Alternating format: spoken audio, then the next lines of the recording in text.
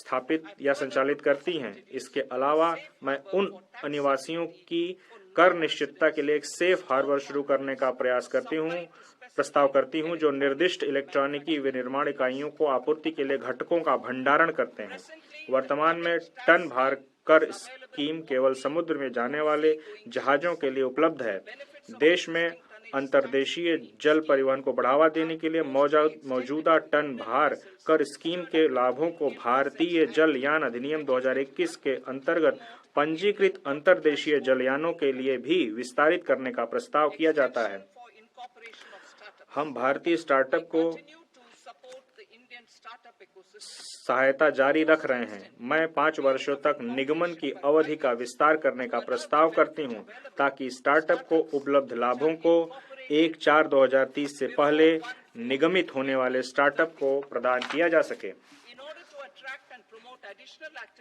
IFSC में अतिरिक्त कार्यकलापों को आकर्षित और प्रोत्साहित करने के लिए मैं अन्य बातों के साथ साथ IFSC में स्थापित जलयान लीजिंग इकाइयों, बीमा कार्यालयों, वैश्विक कंपनियों के ट्रेजरी केंद्रों के लिए विशिष्ट लाभों का प्रस्ताव कर रही हूं। इसके अलावा IFSC में प्रारंभ करने की निर्णायक तारीख को भी लाभ का दावा करने के लिए 5 वर्षों तक बढ़ाकर 31/3/2030 तक कर दिया गया है। श्रेणी 1 और श्रेणी 2 AIF अवसंरचना और ऐसे ही अन्य क्षेत्रों में निवेश कर रही है। मैं इन निकायों को प्रतिभूतियों से होने वाले लाभों पर कराधान की निश्चितता प्रदान करने का प्रस्ताव करती हूँ। सॉवरेन धन निधियों और पेंशन निधियों द्वारा अवसंरचना के क्षेत्र में वित्त पोषण को बढ़ावा देने के लिए मैं निवेश की तारीख को 5 वर्ष से बढ़ाकर 31 मार्च 2030 तक बढ़ाने का प्रस्ताव करती हूँ।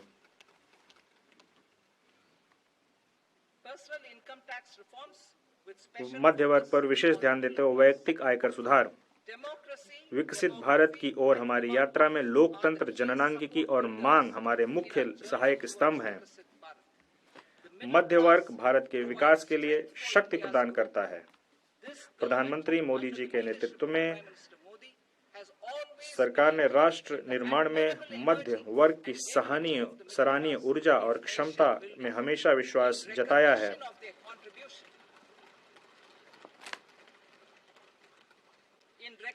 उनके योगदान को देखते हुए हमने उनके कर के बोझ को समय समय पर कम किया है।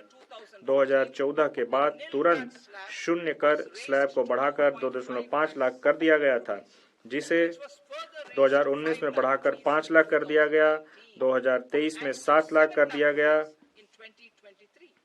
यह मध्य वर्ग की करदाताओं पर हमारी सरकार के विश्वास को दर्शाता है। मुझे अब यह घोषणा करते हुए प्रसन्नता हो रही है कि नई कर व्यवस्था के अंतर्गत 12 लाख तक की आय अर्थात विशिष्ट दर आय जैसे पूंजीगत लाभ को छोड़कर 1 लाख प्रति माह की औसत आय पर कोई आयकर देय नहीं होगा।